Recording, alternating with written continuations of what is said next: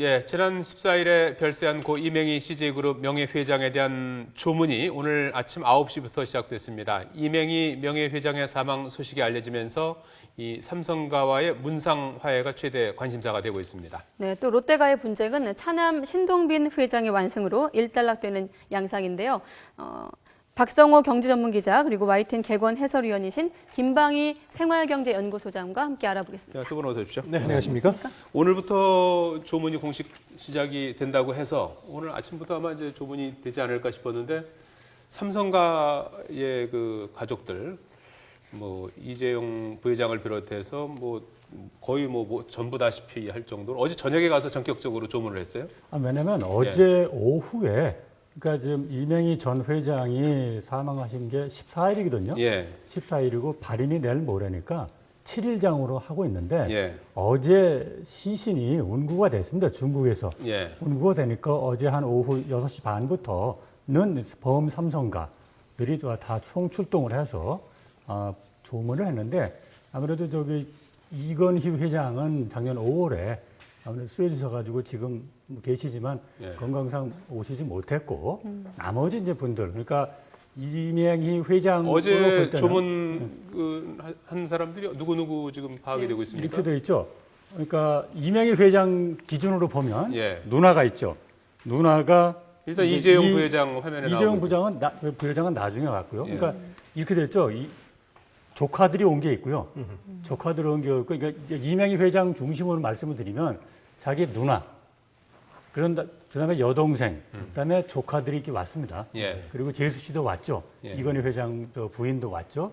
그래서 범 삼성가가 어제 한꺼번에 조문을 했고요. 오늘은 이제 일반 조문을 하는 거죠. 홍라희 여사의 모습도 좀 보이는군요. 그렇습니다. 지금 보이는 게 이부진 사장이 호텔신라 사장이 어머니의 어머니와 같이 입장하는 손을 잡고 모습이고요. 입장을 하고 있죠. 네. 그리고 지금 보시는 관심이 분은 됐던 게 이제 삼성가거든요. 갈등의 당사자였으니까. 예. 삼성가는 다 왔다고 보시면 되겠습니다. 이재용 삼성전자 부회장하고 이부진 호텔신라 사장이 왔고 예. 또 홍라희 지금 여사도 이재용 참여를 회장 했죠. 오른쪽에 계시는 분이 저 이명희 회장의 차남입니다. 아하. 네. 차남이고 커뮤니케이션 장남이 이제 대표죠. 이재현 회장이지 이재현 않습니까? 회장은 지금 네. 서울대 병원에 입원해 있고 예. 구속집행정지로 입원해 있고 지금 아까 전에 이재용 부회장이 손을 잡은 사람은 차남입니다. 부친의 장례식 그리- 참석을 위해서 주거 제한 변경을 이제 신청을 했었는데 받아들여지게 돼서 장례 절차에 이제 같이 참석하게 됐다고 그리고 원래 보도가 그게 이제 나왔거든요. 구속집행정지거든요. 2013년에 이제 구속집행정지 신장 이식 수술을 받아서 이제 서울대병원에 지금 뭐 치료를 받고 서울대병원으로 있죠. 주거가 제한되어 있는데 예. 그 서울대병원 입원실하고요. 장례식장하고 집원이 다릅니다. 떨어져 있습니다. 이렇게 가보시면 알겠죠. 달라서 예. 거리는 뭐 얼마 안 되지만 얼마죠? 집원이 다르니까 달라서 그렇게 신청했다고 됐다면서요. 네, 주거 제한 변경 신청을 했고 받아들여져서 조문이 가능하게 됐습니다. 네. 주거 제한 변경이 신청이 받아들였으면은 저 몸이 괜찮다면 장지까지도 갈 수 있는 겁니까? 그렇지 않습니다. 네. 장례식장까지만 가능한 거죠. 그렇죠. 거기만 간 겁니다. 네. 그 장례식장은 못 가게 되는 거고요. 예. 서울 저 장례식장하고 서울대병원 입원실 어제 거기. 입관식이 있었다고 하는데 거기 아직까지 참석은 확인이 했습니까? 되고 있지는 않은데 예. 현재까지 알려지기로는 참석을 못한 걸로 알려지고 있습니다. 아마 건강이 꽤 안 좋은 것으로 좀 알려지고 있습니다. 그래서 그렇습니다. 예. 지금 우리가 이제 주목하고 있는 부분은 그동안에 이제 삼성과 CJ가 이제 법정 소송까지 이제 갔던 그런 상황이어서 이번에 이제 문상을 계기로 해서 좀 이제 화해의 길로 이제 가는 것이 아니냐, 이제 어떻게 될 것인가, 뭐 문상은 갈 것이냐부터 해서 여러 가지 얘기들이 나왔습니다. 어제 뭐 전격적으로 문상을 했고요. 어떻게 될 것 같습니까? 권 분쟁을 보면서 제가 이런 말씀드린 기억이 있습니다. 피는 물보다 진할지 모르지만 돈은 피보다 확실히 강하다 이런 말씀을 드렸는데 예. 그 모든 것 위에 죽음이 있는 것 같습니다. 2003년에 그 현대가가 그 정몽원 회장이 돌아가셨을 때도 장례식장에 그 경영권 분쟁의 당사자인 정몽구 현대차 회장이 참석을 했었죠. 그래서 네. 화해에 대한 안타까움을 토로한 적이 있는데요. 그 장례식장이 극적인 화해 순간이 연출되는 거죠. 이번도 같은 경우라고 볼 수 있습니다. 그래서 경영권 분쟁의 당사자였지만 이 장례식을 통해서 화해를 하는 게 아닌가 이런 예측을 해볼 수 있겠습니다. 네. 뭐 이건희 회장이 와병 중이라는 것은 다들 알려진 사실인데 특별히 이번 장례와 관련해서 어떤 뭐 입장이라든가 반응이 나온 건 없죠. 아직까지는 없고요. 정확히 어떤 상태인지도 사실은 외부에 그렇게 공개가 되어 있지 않은 상황이죠. 그래서 아마 의식이 있었다면 안타까움을 토로했었을 거고 아마 건강한 상태였다면 참석했을 가능성도 높다고 생각합니다. 사실 아무리 경영권 분쟁을 빚었다고 해도 형제 아니겠습니까? 그래서 장례식장에 참석하는 게 도리고 또 그런 과정에서 자연스럽게 또 화해를 하는 장면들이 연출되곤 하죠. 그러나 워낙 그 화해를 하지 못한 상황에서 두 형제가 비운을 맞았기 때문에 네. 안타까운 점은 좀 있죠. 예. 이건희 회장님 건강할 당시에 이제 그 모습을 잠깐 보셨는데 말이죠. 네. 고 이명희 명예회장이 삼성과의 항소심 마지막 최후 변론에서 죽기 전에 5분이라도 이건희 회장을 만나고 싶다 이런 얘기를 했다고 합니다. 그런 것이 이제 이명희 명예회장이 이제 화해 손길을 내민 걸로 이렇게 해석이 됐는데 결국은 그 못했죠. 화해를 하지는 이제 못했던 거죠. 소송을 예. 소송을 이제 그러니까 이병철 선대 회장이 돌아가실 때 차명으로 남겨놓은 주식이 있다. 그걸 되찾아야 되겠다. 그래도 처음엔 거의 9,001조 가까운 돈을 가지고 소송을 걸다가 2월에 했는데 2012년 2월에 했는데 그때 최후 변론에서 만나고 싶다고 했지만 네. 그때는 이건희 회장이 그 건강이 좋을 때였는데도 불구하고 그게 받아들여지지 않아졌습니다. 네, 짧게 한 가지만 여쭤보면 어쨌든 이재현 회장 3세대 경영시 대에는 좀 화해가 이루어질 것인가가 관심사 아니겠습니까? 그렇습니다. 어떻게 보세요? 그 가족 간의 화해는 별개고요. 사실 이번 장례식을 통해서 화해가 이루어지겠죠. 근데 이제 그 특히 그룹이 분화되고 나면은 사업 영역에 대해서 서로 존중해주자 하는 암묵적인 신사 동맹이 맺어집니다. 그런데 이게 자주 충돌해요. 예를 들어서 유통업을 보면 삼성도 유통업 진출 두고 신세계하고 갈등을 빚은 적이 네. 있거든요. 그래서 국내 시장이 워낙 좁은 데다가 다 포화 상태여서 가족 간 화해와는 별개로 이제 사업 영역 때문에 신경전을 벌일 가능성은 좀 여전히 남아 있다고 봐야 되겠죠. 네. 네.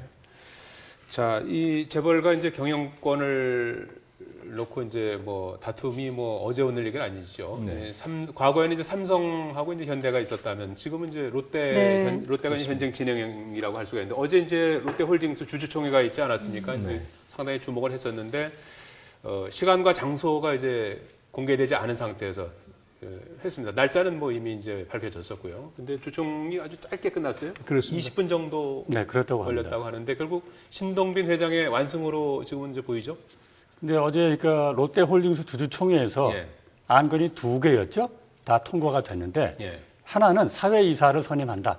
통과됐습니다. 뭐 일본인을 선임했는데 거기에 의미가 있죠. 의미는 예를 들어 친족이라든지 이런 쪽에 외부 사람들이 와서 경영을 간섭하는 거 이걸 좀 막아보겠다. 당연히 뭐 투명성을 전제로 한 거고요. 예. 또 하나는 법과 원칙에 의해서 하겠다. 이 얘기는 이렇게 여기도 2가지가 있습니다. 지난 7월 15일에 신동빈 회장이 일본 롯데홀딩스의 부회장으로 대표이사 부회장으로 됐는데 그거를 아버지가 뒤집었지 않습니까? 그렇죠. 이거 말이 안 된다. 왜냐하면 손가락으로 해임한다든지 이거 말이 안 된다. 그리고 또 하나는 신격호 회장을 명예회장으로 추대했고 사실상 해임한 건데 이거 정당성이 있다라는 걸 추인한 것으로 볼 수 있겠습니다. 네, 표면적으로 보면 이 안건 2가지가 사회이사직 신설 같은 이런 안건 2가지가 경영권과 어떤 직접적인 관련이 있길래 완승이라는 표현을 쓸까 이렇게 의아해하는 분들도 계실 것 같아요. 네, 그러니까 시장님 좀 설명해 경영권 주세요. 분쟁과 아주 직접적인 연결이 되는 사안은 아니었죠. 그러나 어제 주총이 의미가 있었던 건 경영권 분쟁이 본격화된 이후에 최초의 세대결이 벌어졌단 말이죠. 거기서 이제 차남이 어쨌든 완승하는 이제 모양새를 보여줬단 말이죠. 그리고 완패가 확인되고 나서 신동주 전 부회장 장남은 자리를 떴는데요. 자리를 뜨고 나서는 또 이 싸움을 계속할 것이라는 의지를 표명했어요. 그러니까 장남은 어제 주총을 통해서 이걸 확인한 거죠. 막연히 자기한테 우호 지분일 거라고 생각했던 세력들이 사실은 차남이 다 지배하고 있다는 걸 확인한 자리가 됐습니다. 그런 점에서 의미 있는 그리고 분수령이 될 만한 1라운드였다는 궁금한 겁니다. 것이 이제 네. 사회이사직 신설하고 네. 뭐 이제 법적인 어떤 그 경영을 하겠다 이제 이런 그 안건으로 이제 알려져 있는데 저희가 이제 궁금한 것은 지난번에 이제 아버지가 이제 다 해임을 했던 거를 이제 하루 만에 다시 뒤집어서 이사로 이제 임명을 했지 않습니까? 네. 그거를 이제 추인해야 되는 거 아닙니까? 임시주총에서? 그렇죠. 그 부분은 어떻게 해석이 추인해야 되는 되는데 그 내용도 추인된 걸로 저기가 봐야 되는 2번이 법과 그렇습니다. 원칙에 있는 경영 강화 방침 예. 저게 그겁니다. 그러니까 이사회를 정식으로 열어서 예. 한 것 이것이 효력이 있는 거지 예. 무슨 지시선이 임명선이 또는 구두 뭐 육성 녹음이니 이런 건 별로 효력이 없다 하는 것을 추인한 것을 볼 수 있습니다. 일단 신동주 전 부회장은 이 사진 해임권과 관련해서 이렇다 할 어떤 뭐 행동을 취하지 내놓지는 않았습니다. 네. 그리고 끝나고 나서 이제 다른 사람들은 이제 이렇게 연문으로 나갔고 본인만 이제 정문으로 나와서 그렇습니다. 기자들과 이제 네. 인터뷰를 간단히 했는데요. 잠깐 보시죠. これからも、社員の皆さんと現場に立ち、それからお客様と一緒に、苦労を分かち合っていきたいと思っています。 네. 일본 사업은 내가 맡겠다 이렇게 좀 해석할 수 있는 것 같은데 앞으로 반격하듯 일단은 뭐 수면 아래로 가라앉을 것 같습니다만 이번 분쟁이 앞으로 신동주 전 부회장이 반격하듯 뭐 소송 부분도 있을 것 같고요. 어떤 카드들이 있을까요? 주주총회를 소집할 수도 있겠죠. 물론 이번에 이제 자신의 우호 지분이 생각보다 적다는 걸 확인하긴 했습니다만은 아버지의 의중을 내걸고 계속해서 설득 작업을 하겠죠. 그래서 주총을 통한 이제 새로운 특히 경영진 해임과 관련한 아버지의 지시를 이행하는 주총 소집을 할 가능성도 물론 남아 있고요. 그보다 더 이제 가능성이 높은 거는 이제 법적 효력을 따지는 소송전을 전개할 수 있겠죠. 특히 차남인 신동빈 회장 같은 경우에 일본 지주회사의 대표로 등재된 것이 과연 아버지의 의사에 반하는 것인데 대표 이사 자격에 대한 건가요? 그렇습니다. 그 법적 논란을 제기할 수가 있겠죠. 일본에서 소송을 제기할 뜻도 이제 시사한 겁니다. 그러다 보니까 이제 1라운드는 끝났지만 한 번의 전투는 끝났지만 전쟁이 완전히 마무리된 것 그걸 약간 같지는 거슬러 않습니다. 가볼까요? 한국의 호텔 롯데가 있죠. 예. 이게 한국 내 한 80개 그룹사의 지주회사인데 예. 호텔 롯데의 대주주는 L투자회사입니다. 73%를 가지고 있거든요. 예. 그 L투자회사를 100% 가지고 있는 게 어제 주총하는 롯데홀딩스입니다. 홀딩스죠. 네. 그래서 신동빈 회장이 L투자회사가 11개가 있는데 거기 다 이번으로 등재를 해버렸거든요. 예. 이거 효력이 있느냐 없느냐 이런 식으로 해서 법적인 다툼을 벌일 여지가 여전히 있고요. 예. 또 국내적으로 보면 이런 게 있습니다. 호텔 롯데 쇼핑만 따져도요. 두 형제가 13% 이상 거의 똑같이 가지고 있습니다. 그러면 나중에 그걸 가지고 형이 또 우후지분 확보해가지고 세력 싸움을 벌이면 이 내부에서 또 싸움이 벌어질 수 있습니다. 그러면 그게 롯데 쇼핑뿐만 아니고 다른 계열사로 확대될 수도 있고 이 분쟁이 있을 소지가 다분합니다. 네. 그래서 아직도 다 끝난 게 아닙니다. 신동주 전 부회장 장남의 경우에는 지금 두 가지 무기를 갖고 있죠. 계열사에 대한 지분이 분명히 있고요. 아버지의 의중을 얻고 있으니까 이 두 가지를 무기로 해서 주총도 열 수 있고 소송전도 전개할 수 있고 가족 내에서 중재와 타협이 이루어지지 않으면 사실 굉장히 장기화될 가능성이 있는 분쟁이죠. 그 역할을 할 사람이 혹시 있을까요? 가족 중에? 어머니 얘기도 나오고 있는데요. 워낙 그 물밑에서 움직여서 외부적으로 포착되는 것은 없습니다. 네. 일단 그러면 그 핵심적인 자리는 롯데홀딩스의 대표를 누가 할 것이냐. 지금 이제 신동빈 회장이 그렇습니다. 차지를 했고요. 네. 그 자리를 놓고 이제 다툼이 계속해서 이뤄질 가능성이 있다고 봐요. 그렇습니다. 예. 예. 거기에 관련해서 어제까지 금융감독원이 롯데 측에다가 이미 자료를 제출할 걸 요구한 적이 있지 않습니까? 예. 그래서 제출을 했어요. 제출한 걸 보니까 이렇게 되어 있습니다. 롯데홀딩스의 대표는 신동빈 또는 스쿠다 다카유키 현재 롯데홀딩스의 대표이사 사장 그 두 사람으로 이름을 못 박아놨습니다. 그래서 금감원에 반기 보고서를 냈는데 네. 그리고 또 다른 계열사 롯데 알루미늄이라든지 이런 데도 보면 아까 제가 말씀드린 L투자회사의 대표를 아버지 신격호로부터 신동빈으로 바꿔서 우리나라 금융감독원에 신고를 했습니다. 그런 걸 보면 확실히 이건 내가 다 쥐고 있다라는 얘기를 암시하는 겁니다. 네. 자, 뭐 앞으로 그 롯데가 더 풀어야 될 뭐 과제도 있을 거고요. 그동안에 뭐 실추된 이미지, 기업 이미지도 있고 뭐 친족 경영 이런 부분에 대한 어떤 부정적인 인식 이런 부분들도 이제 앞으로 좀 풀어가야 될 부분인데요. 오늘 뭐 말씀 여기까지 좀 정리를 하도록 하겠습니다. 박성호 경제전문기자, 김방희 생활경제연구소장이었습니다. 두 분 고맙습니다. 네, 안녕히 계십시오. 고맙습니다.